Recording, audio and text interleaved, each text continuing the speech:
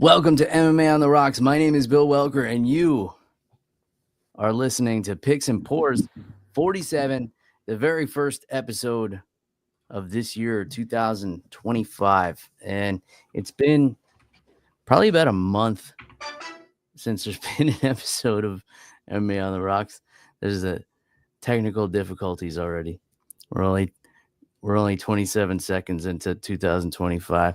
I got sneezing people in the room next door to me. I don't know what's going on. Can't hear it. Oh, okay.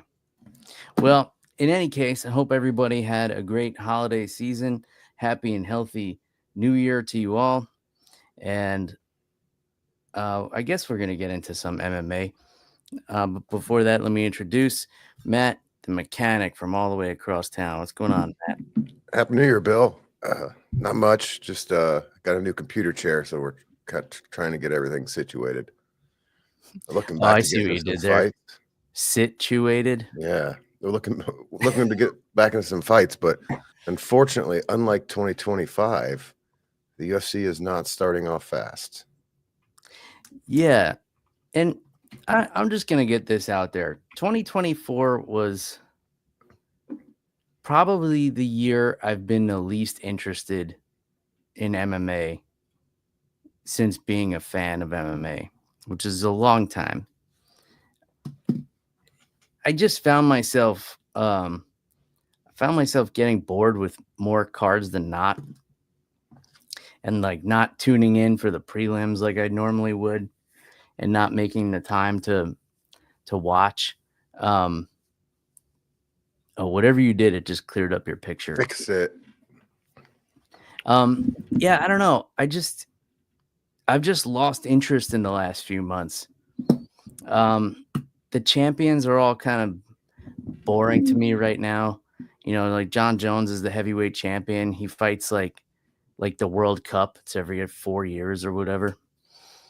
Alex Padilla is probably one of the only champions that really excites me right now.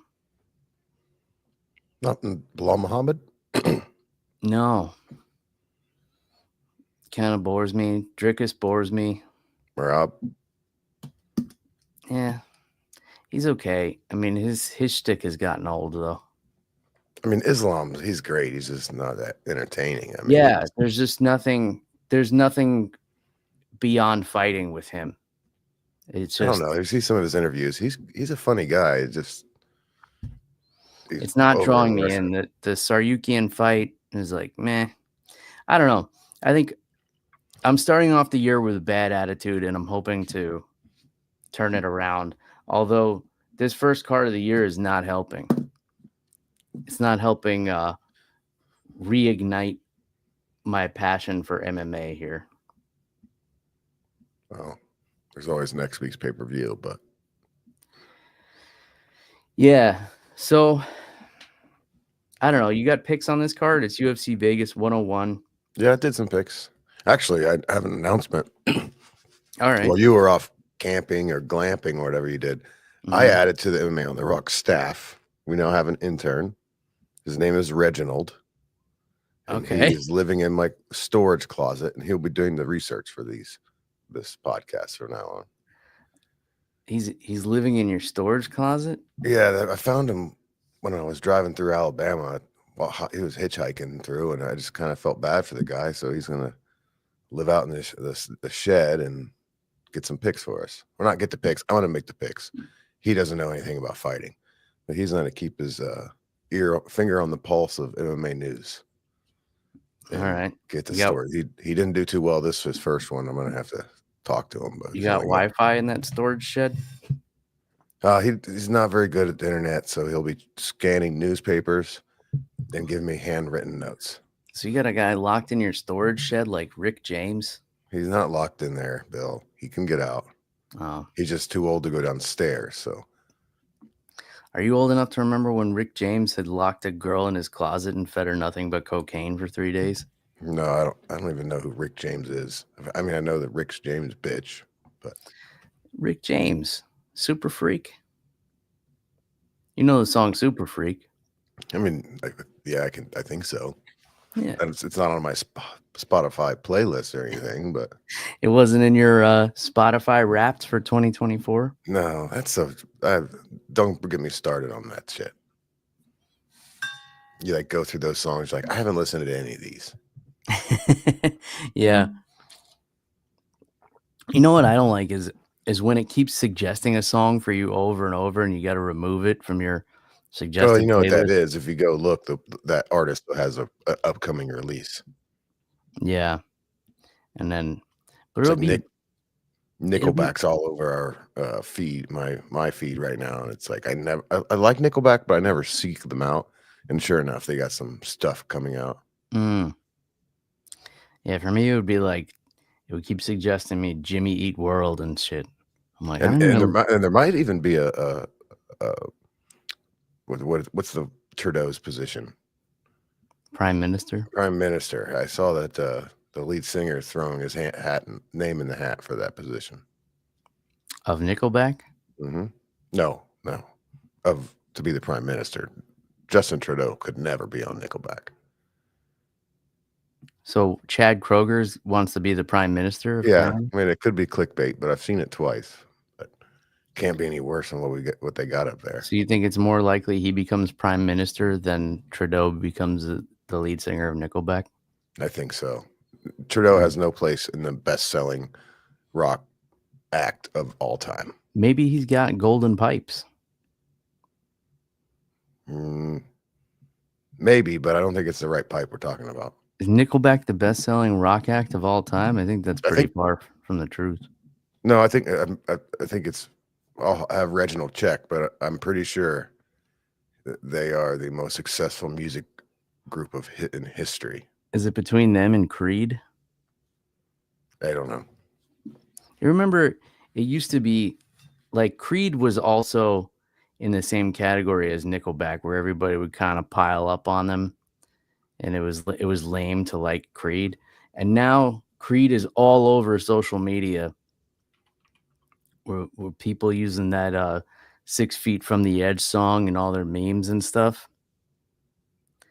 Like guys from my generation drinking garage beers and listening to Creed. Yeah, the Keep Me Higher song. So they're saying it's the Beatles, but I'm pretty sure I saw somewhere that it is Nickelback. Nickelback might have edged those Beatles out. I mean, what have they even done lately? So, I mean, they got Michael Jackson killed, but that's for another show. Yeah, maybe a completely different show. You're saying the Beatles killed Michael Jackson? Yeah. All right. We'll let that look into it. I have Reginald look into it for me and have him send me a summary. Okay. All right. So I need your address because like I said, there's no internet connection. Okay, he's gonna have to send me a telegram. Yeah. No, just mail. This sounds about like the intern we deserve. Oh, he's great. He's got like an ulcer, so he doesn't eat much. And he's like an old timer, so all he wants is hardtack. I can't find it anywhere, but what's hardtack? It's like some sort of bread that survivalists eat. You know, it's like Alex Jones. It's a hardtack. I think it's just like a type of unleavened bread product. It's really hard, but high in calories. All right. Well, let's talk about some MMA. So this card, the main card starts off with Christian Rodriguez and Austin Bashi. Correct. So, Austin is undefeated going into this fight, coming off of a second round submission on Dana White's Contender Series back in September.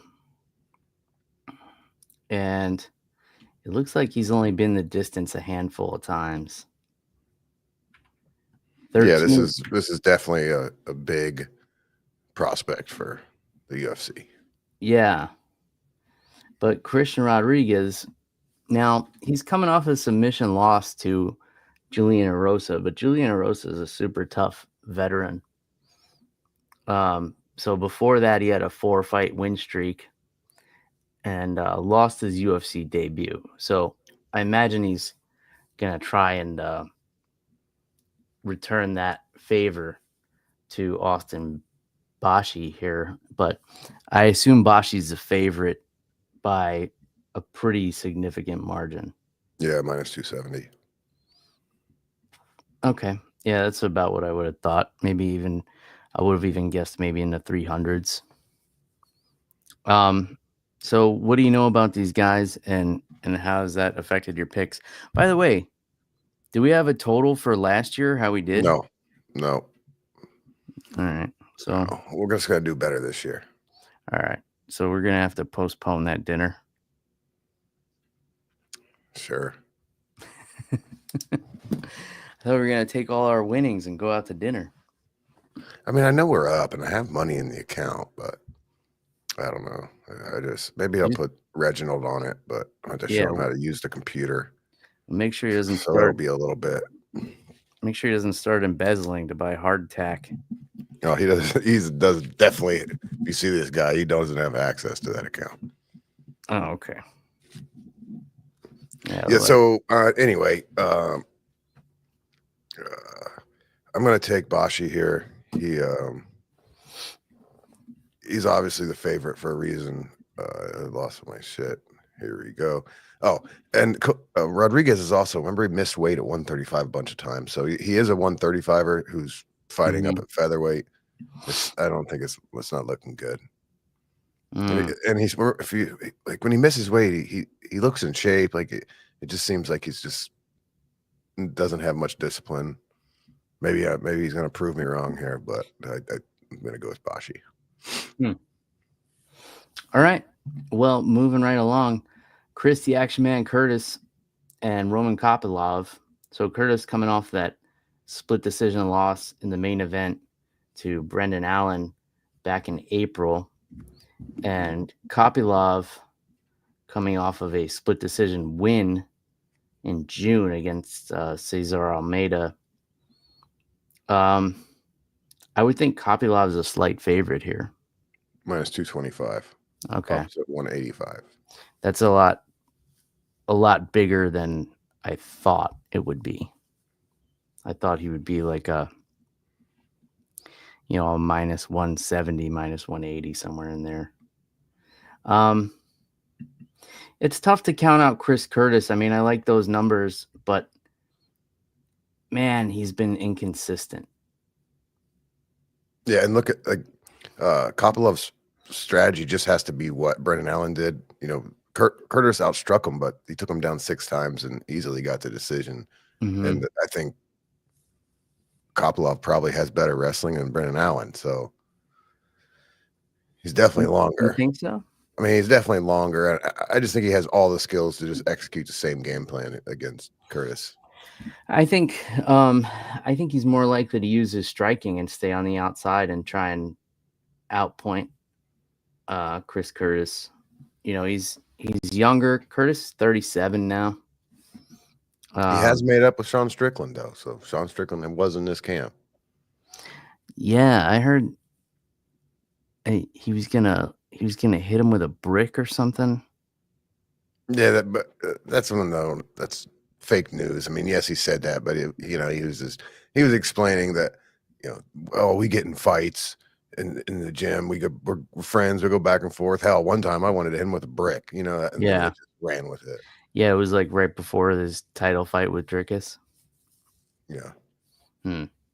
Well, so who do you like in this one? I'm going to take Kopylov. Yeah, I mean, the odds are tempting to pick Chris Curtis, but the inconsistency, like if you're just betting on who's more consistent, it's got to be Kopylov. All right. So the aforementioned Cesar Almeida against Abdul Razak Al Hassan. So Almeida had his only loss was a split decision loss to Roman Kopylov. And he's coming off a win over Ihor Potieria, who's also on this card, I believe. And that was back in October. And Abdul Razak Al Hassan is a guy who I feel like had so much potential when he first came on the scene in the UFC back in 2016, somewhere around there.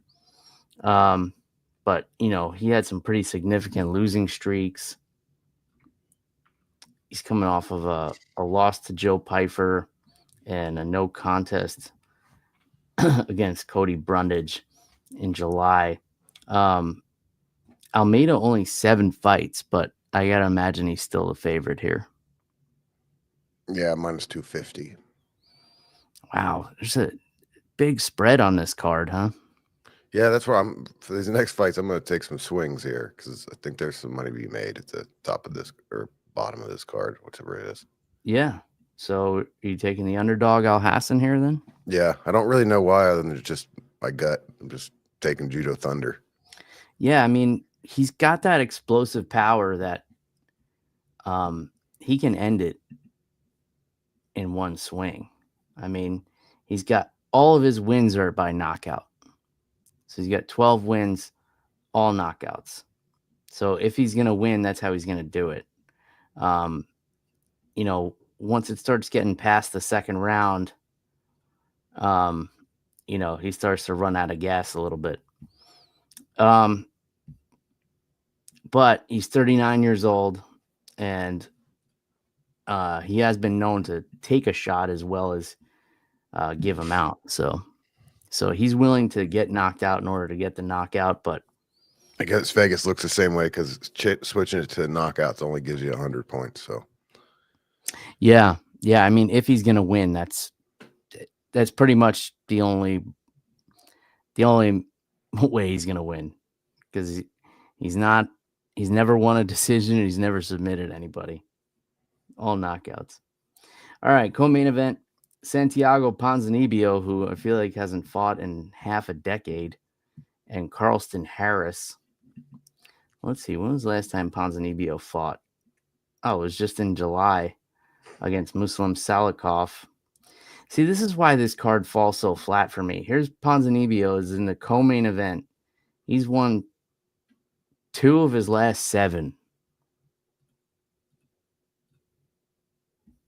And he's in the co-main event. Now, I'm as big of a fan of Ponzinibbio when he was in his prime as anybody, but come on.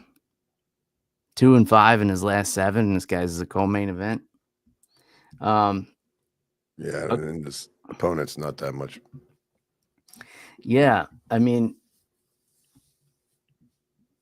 Carlston Harris coming off of a knockout loss to Chaos Williams back in May. So I guess he took some time to recover. Like, what's even at stake in this fight that would make it a co-main event?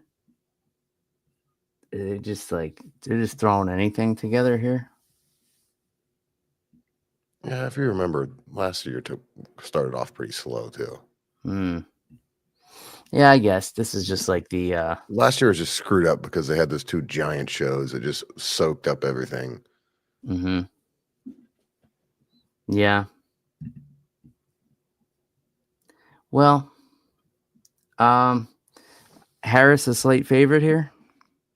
No, he's a underdog, plus 114. That's weird. So you see, I'm taking in this one. I think Ponzinibbio is a great fighter, but he's just got a lot of miles. And, when he wins, his style is like he gets beat up, makes it a dirty fight. And you get older, you can't do that. Yeah. I mean, he's 38, but he's like a hard 38. He's been in some wars. He was in a war with Mike Perry. He was in a war with Neil Magny.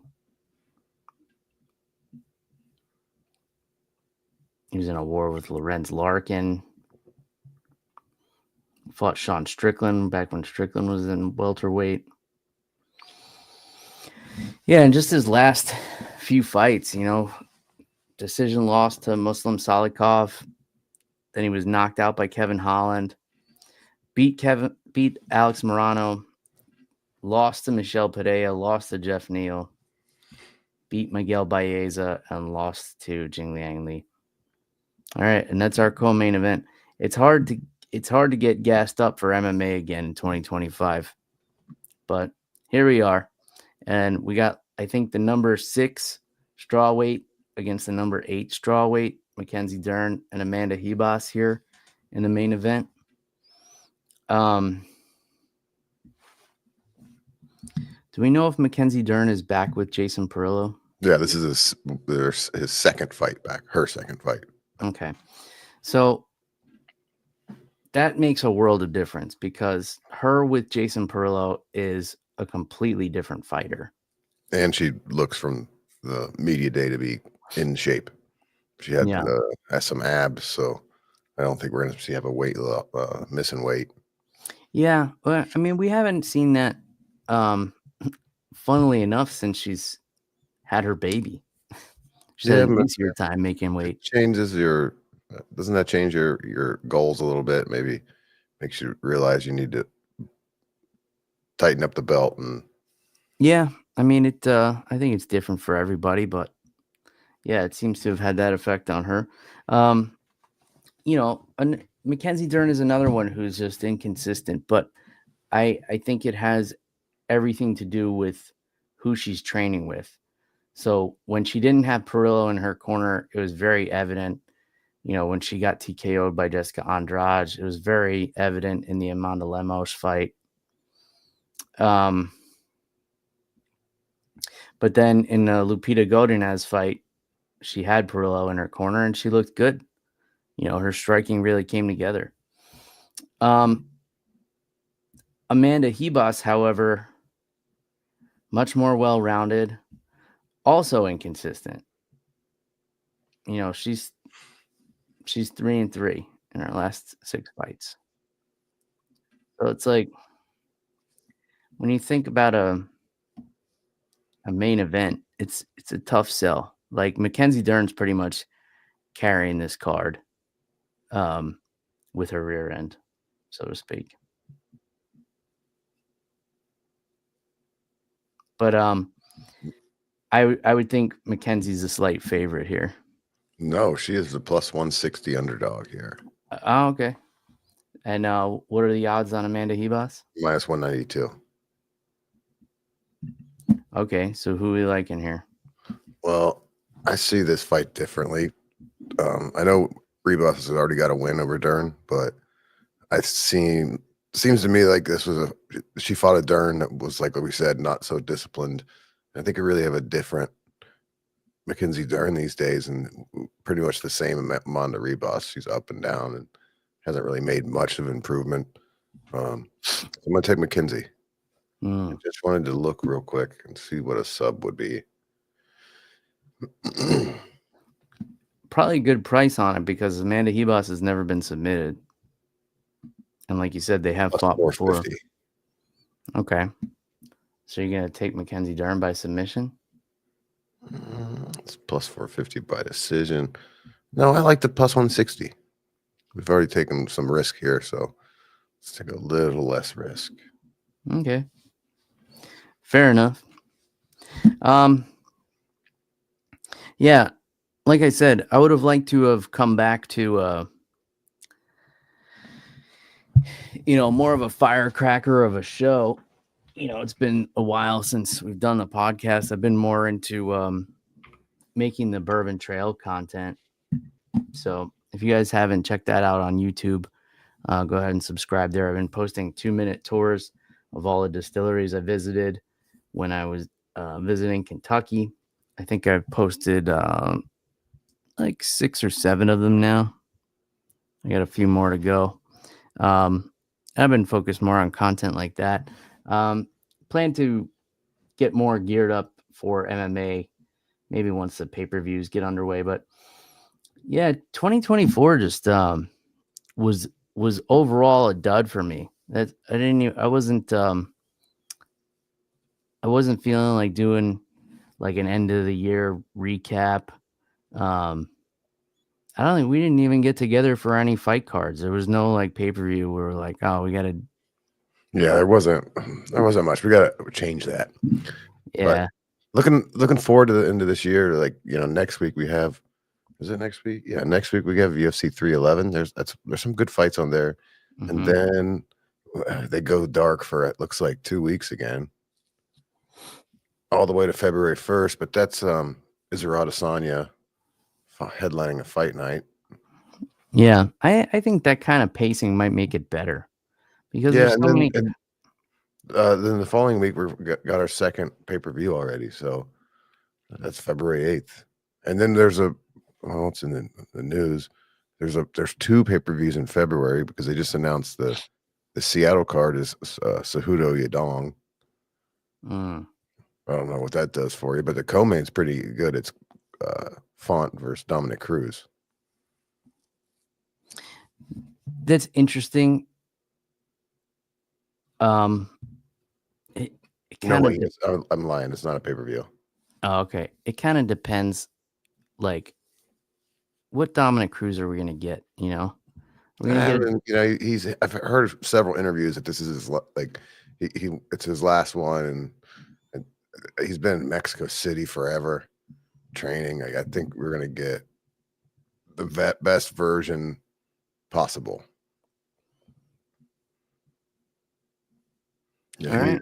Doesn't he seem like he's kind of a very disciplined guy? And if he's how long has it been since he fought? It's got to be years, right? Marlon Vera, 2022. Yeah. So he's making money from the UFC. If this is because he wants to. And it was August of 2022, so 2.5 years ago. Yeah. 39 years old at bantamweight is kind of crazy. 39 years old, if you're a heavyweight, you could start your career. Rob Font's 37 though. And still, yeah, but he's been much more active. Actively losing. Fair enough. All right. He's 2-2 since then. Anything else popping out on this There's card? not much. Like all the news stories that I wanted to talk about have like already resolved themselves. Like, we had the Conor Logan Paul fight, but that's bullshit. It's not happening, right? No. I mean, I think a little bit of news is the UFC or the WWE made their Raw debut on Netflix on Monday, and it went off without a hitch. And I still think this Raw thing is a test run for the UFC moving over to Netflix. You think so? Oh yeah, 100. I think so, 100%. But anyway, Logan Paul re-signed with the WWE, and if he's fighting Conor, I don't think he would do that. Yeah, I guess. Although I don't think he's ever had a compete clause issue with WWE. I think they kind of let him do whatever he wants. Yeah, I don't know. I mean, I never really saw if that was going to be a boxing match or a fight. The only reason it would interest me if it was like a MMA match, just because we've seen the celebrity boxing so much. I'm sick of that shit. Yeah, I mean, I've been over that for a long time. But if they do an MMA fight, that would get me interested again. Wasn't Jake Paul supposed to fight MMA? Didn't he sign with the PFL a while back? Yeah. And then he was supposed to have his MMA debut. Somebody must have told him that was a bad idea. I mean, I don't think. Is your first MMA fight against Conor McGregor a good idea? No. Is your first MMA fight against Conor McGregor for $250 million a good idea? Probably. I'd fight Conor McGregor for $250 million. I'll fight him next week. Get me on the plane now. I mean, I'll do it. Yeah. I'll fight him behind a Circle K. That was crazy. Then a little thing I find interesting is Cody Steele. You know who Cody Steele is? No. Cody Steele is top high level jiu-jitsu guy that is making his UFC debut on the Strickland card. Now it's interesting. He's high level jiu-jitsu. I don't think he's made the finals. Maybe he's made the finals once in ADCC, but he's 7-0, 6 stoppages, 1 submission. He's fighting out of Syndicate, so he's making his debut. But this kid seems like he's going to be a monster. Interesting. Kind of neat. And then the only other would be Colby. Not Colby, Cowboy coming back into the testing pool. I know people are getting upset about that. I don't really care to see him fight, but I kind of have a little bit of a hot take. I don't think the steroid thing is that much of an advantage because he's got to be off of it for 6 months. So I've always been my impression that steroids work and like those, I think it's called the RAIN system. They work, but I think when you get off the stuff, it's like you lose it quickly. Yeah, it depends. It depends what your cycle is and how much you're taking. Man, but let's be honest here. Everybody just seems to have a problem with it. Any other fighter that gets injured for a while and leaves the testing pool is doing the same shit. Yeah, I mean, I don't have a problem with Cowboy taking steroids and then coming off of it. I more so have a problem with why is he fighting? The dude's a nut. He's nut. He's riding bulls. He's like he's doing racing. It seems like every weekend. Some of these races he gets in is not like just some redneck thing on the weekend. It's some big races. He's an adrenaline junkie and he wants to scratch that itch a couple more times, I guess. Yeah. Well, who's he rumored to fight? Well, I thought it was lining up to be old Tony Ferguson, but I saw Tony Ferguson's trying to get in that GFL. You think maybe a Masvidal fight would make sense? Well, they've set up Masvidal and Leon. No. Yeah. No. It's not official, but that's what everyone's talking about. I don't think so. I saw that Leon Edwards had a fight booked. Against Jack Della Maddalena.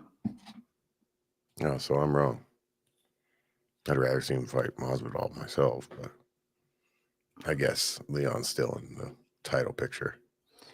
Yeah, for sure. I mean, a win over him puts you right there. Yeah. Yeah, that fight wouldn't make sense. It would have to be like a Nick Diaz or like someone else that's just like a marquee fight. For who? For Cowboy? Yeah. Oh, there's plenty of people that the Cowboy can fight. Cowboy don't give a fuck. Give him the up and comer. He don't care. It's true. I wonder what he's on. Did he end fighting at 155? I think so. I know he's talking about 185 now. Damn. Well, I heard a rumor it was going to be him and Jim Miller. That makes sense, but Miller's still down at 55. Colby's talking about moving up to 185. Have him Colby fight. Man, that's going to be a tough move for Colby because he's not he never cut a lot of weight. See, that's what I remember, and that's what I always thought. And that's when I met him. He didn't. I saw him the same day as I saw Dustin Poirier, and they looked almost exactly the same size. And Poirier was like in a week or two away from fighting for the belt. Yeah, but Poirier is shorter. Yeah, because Colby's like 5'10", and I've seen Dustin Poirier in person. He's not tall. He's probably like 5'7". Colby seems like he needs to get those couple big money fights, the biggest attention fights he can get, and it seems like it's not going to go his way for much longer. Oh, Poirier is 5'9". And Colby's what, 5'10", 5'11"? He was a little taller than me, but not much. Well, no, I guess that picture he's about 4 inches, so 6 foot. 5'11". All right.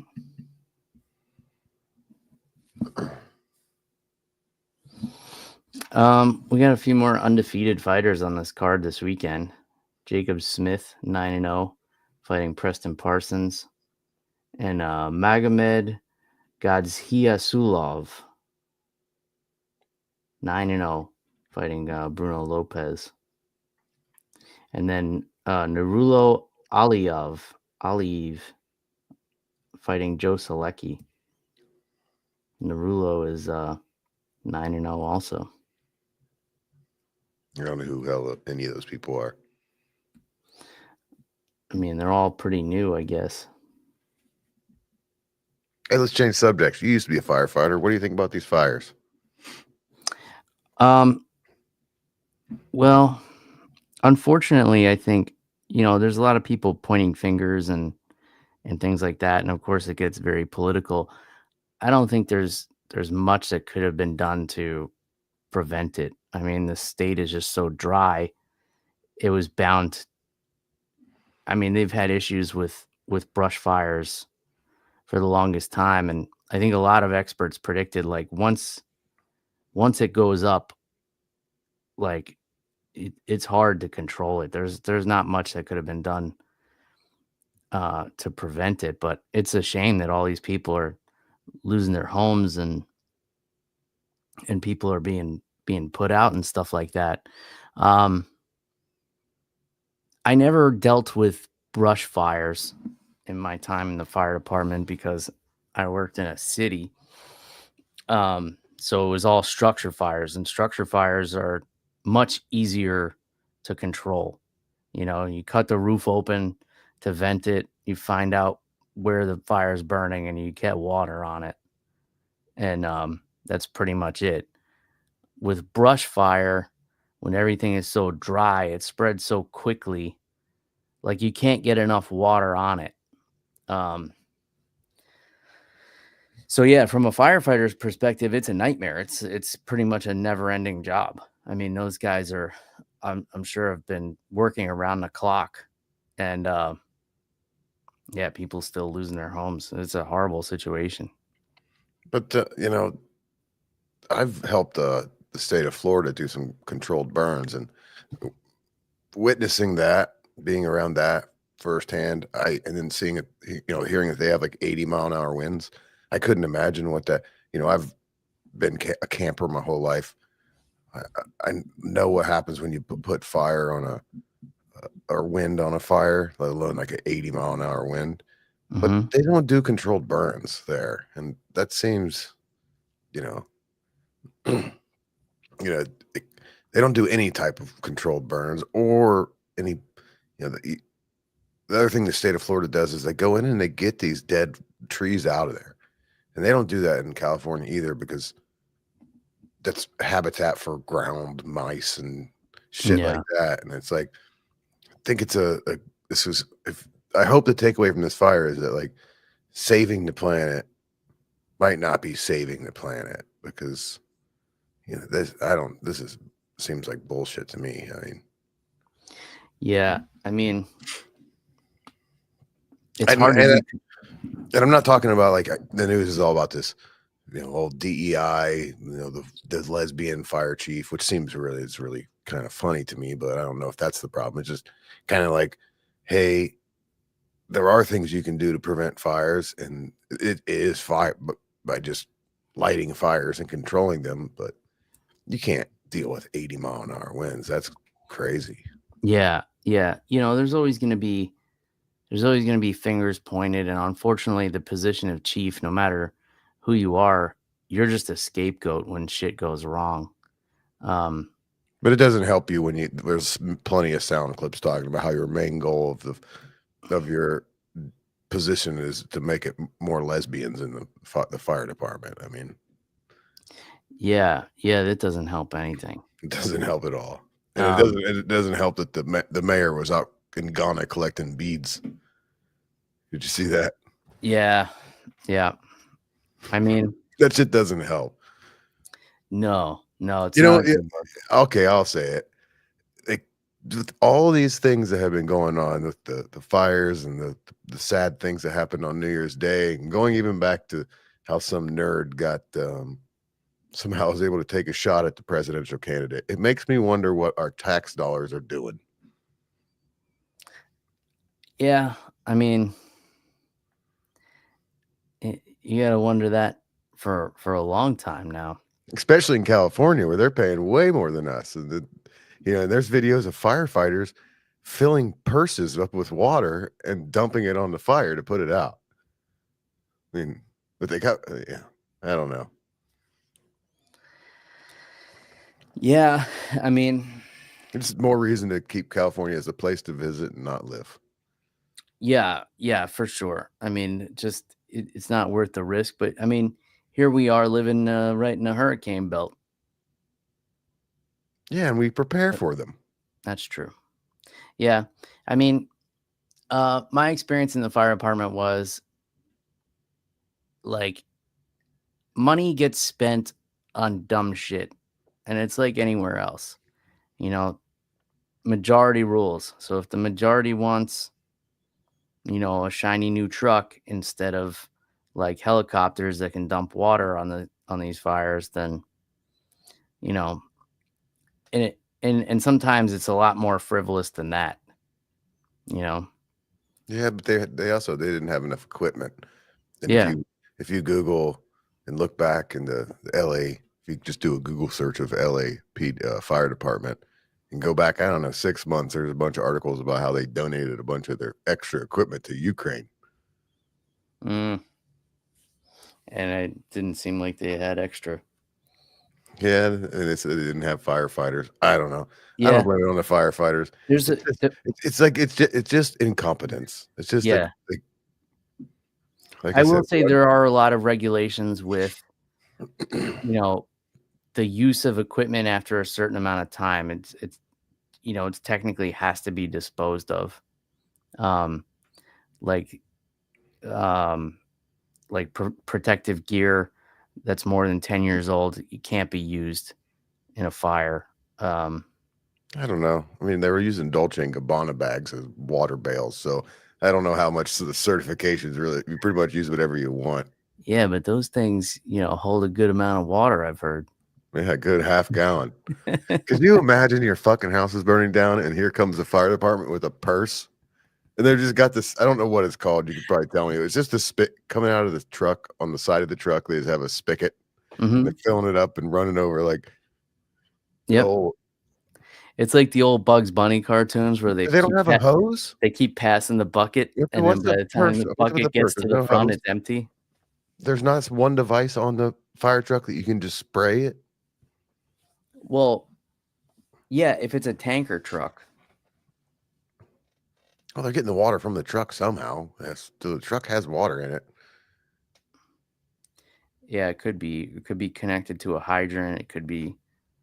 I don't know. This is the run of the mill, what I call a fire truck. In it, they're just getting water, filling their purse. Some poor woman's purse, probably the only thing she had left from her burning house. And she used it as a bale. That's just not a good look. But I hope everybody's fine. I don't like how we see people talking about, they're rich and they're Hollywood, screw them. Well, there's probably a lot of other people there that are losing their homes. And even if you're a rich actor, losing your $20 million mansion sucks. Oh, yeah. I mean, the paperwork alone. And I think some of these poor bastards lost their insurance for fire just shortly before this. I saw like 76,000 State Farm people. Yeah. And even if you have coverage, like, good luck filing a claim at this point. There's still people here in Florida that are out of their homes from the last hurricane that are waiting for their claims to come through. All right. I'll tell you a fire department story from one of the last fires I was in, where it was kind of a funny story.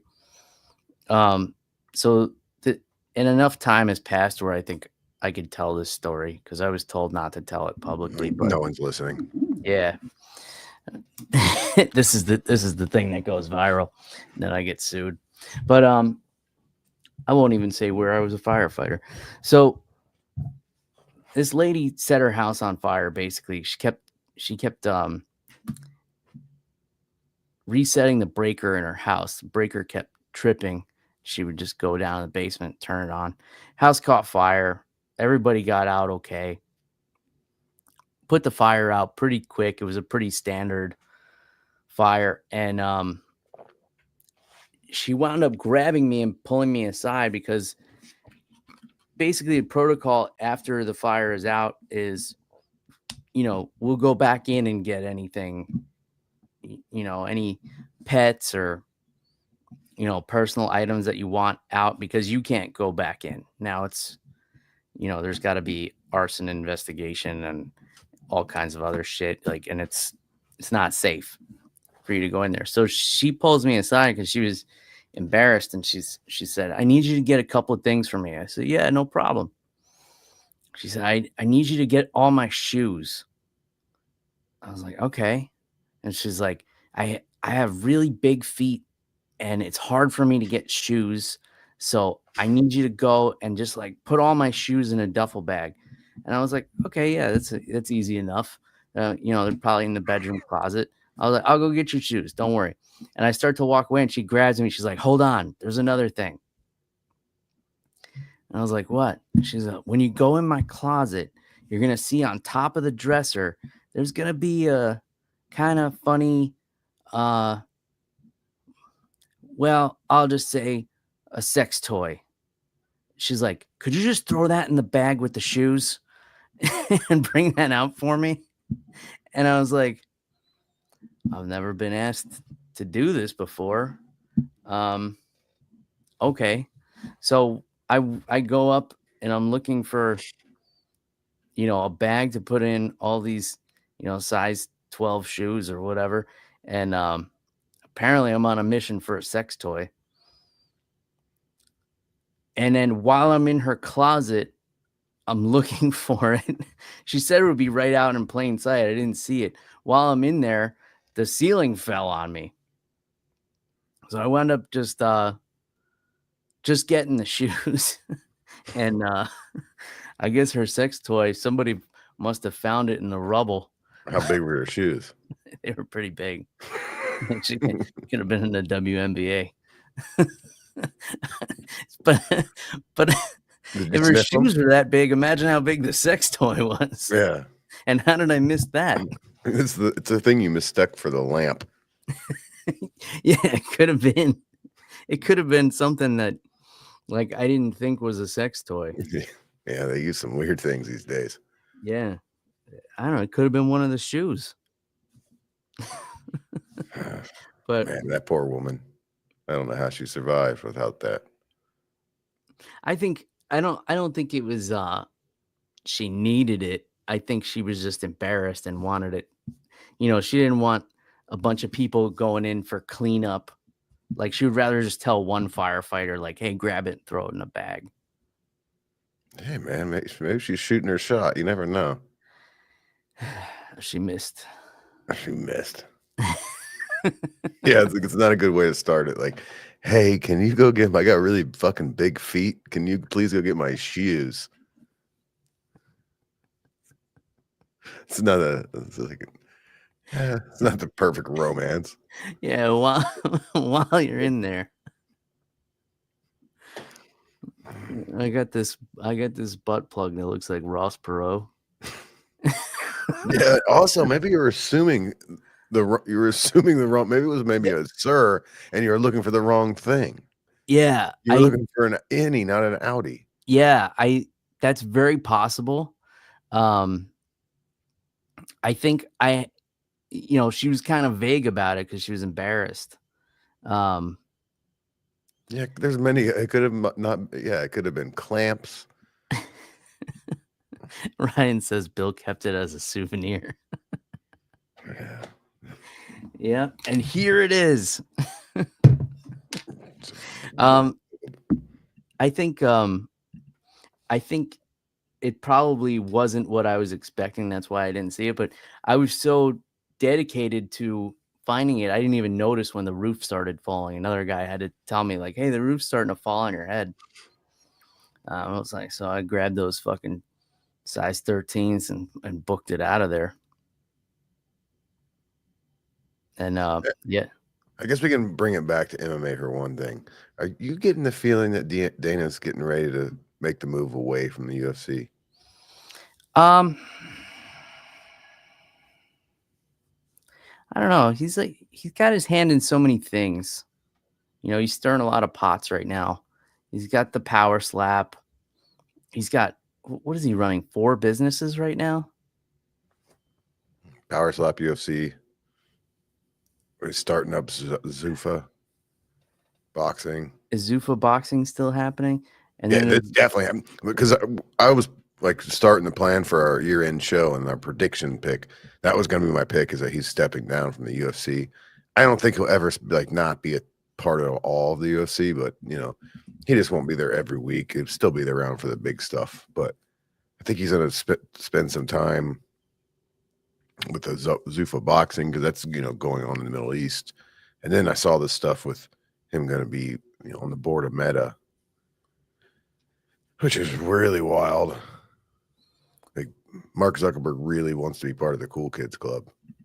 yeah, poor guy. Yeah. So he's also invested in Thrill One Sports and Entertainment, which promotes skateboarding, rallycross racing, and nitro circus. Yeah. It's a, I don't know. I don't think he has much to do with that.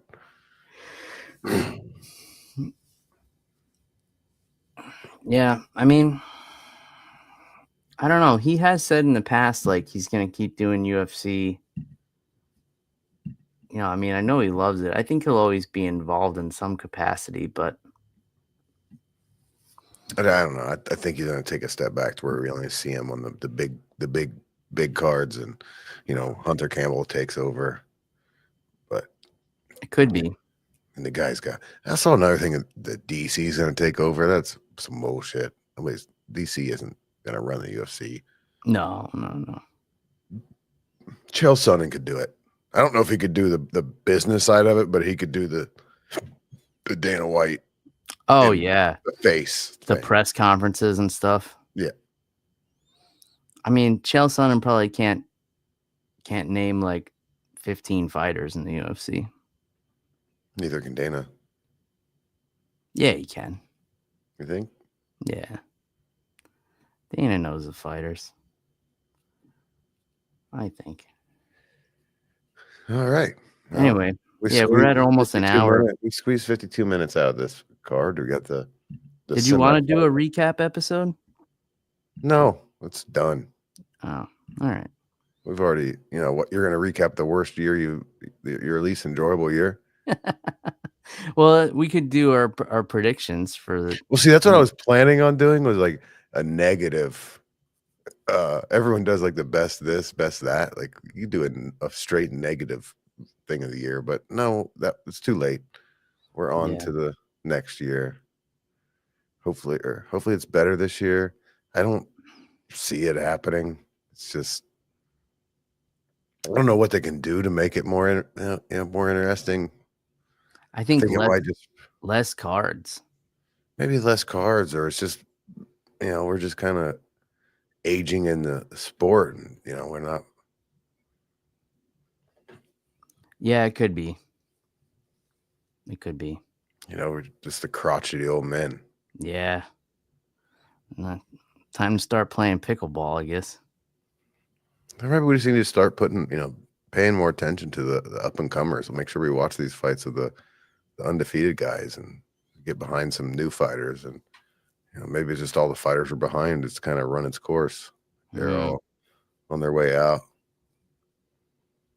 Yeah, I think that's why 2024 was a bummer for me too. Like, we saw like so many changing of the guard. And so many fighters walk away. You know, not under the best circumstances. You know, they're continuing to parade guys like Tony Ferguson out there and letting him fight at this level when, like, why? Yeah, I mean, this year could have ended so much. Think about if they cut the bullshit with Stipe and had the Aspinall John Jones fight. Like that could have totally changed the end of the year. Yeah, Instead, yeah. we got some lame ass retirement from Stipe. I mean, I'm glad he took the money. I mean, I'm glad he got paid, but let's be real here. It's like nobody really wanted that fight. Like, you want Stipe to get the opportunity, but yeah. And now we're talking about like now John Jones is like, I might retire, I might not. If I'm gonna fight, it's gonna be early 2026. What the hell? yeah, just give the belt up and let's move on. Let's see. Let's see Aspinall fight. I mean, god damn, poor guy's gonna waste his prime just chasing down John Jones. And then get Ngannou back somehow. Let's do Aspinall and Ngannou and mix things up a little. Yeah, that might be possible. That could be, because the UFC buying Bellator and PFL is definitely on my 2025 card. You know what? We should make like actual bingo cards. Okay, that we can do. I will work on. I'll put that in my notes. The MMA on the Rocks bingo card. And then, like, if we score a bingo, we got to do something. Well, it's got to be something big because we're only going to be able to get one bingo. Right. Yeah, that'd be fun. If you're listening, send in some 2025 bingo. Yeah, I guess it's more like the football square game you play. You do. But yeah. So we have 9 boxes, and we pick like 9 like outrageous but somewhat possible things. Like Dana White stepping down. John Jones retires. Ngannou comes back to the UFC. There we go. We're a third of the way done. Yeah. John Jones retiring is not a good one, though, because that motherfucker is not going to retire until he absolutely has to. Because I saw an article where now he's $30,000 or $100,000 an appearance. Wow. He's just going to, why would he fight if he can get that? Yeah. Well, let's get him on the show. Okay. I'll get Reginald on it. Yeah. Tell Reginald to go panhandle for $100,000. So when you get John Jones on here. We might have to do some training because my corner already is claimed by a different man. So we're going to have to get Reginald in tip-top shape to go take the territory. All right. First, we need to tackle the stairs. Okay. All right. Sounds good. Okay. So we'll be back next week. Hopefully, I'll have more of a positive outlook on the 2025 MMA landscape. I don't know what episodes are going to look like next week. My wife's going to be out of town for a week and a half. So I'm going to be Mr. Mom for that time. So we'll see how that goes. And my daughter turned 7 years old on Sunday. So happy birthday, Ariana. Happy birthday. She's 7 years old. She can entertain herself.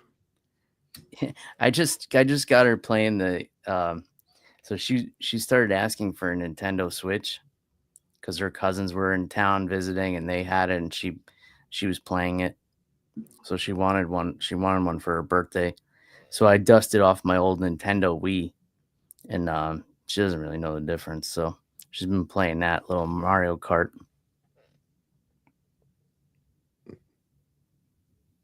Mario Kart on the Wii. Yeah. I've had the Wii. Like the white one? No. Like the Wii U, I think it was called. Okay, so the one after the Wii. Yeah, it's got That's only one generation behind. Yeah, I feel like the Switch has been out for a long time. Like they're probably going to come out with something new soon, aren't they? Mm-hmm. What's on the docket for Nintendo? Nothing. Oh.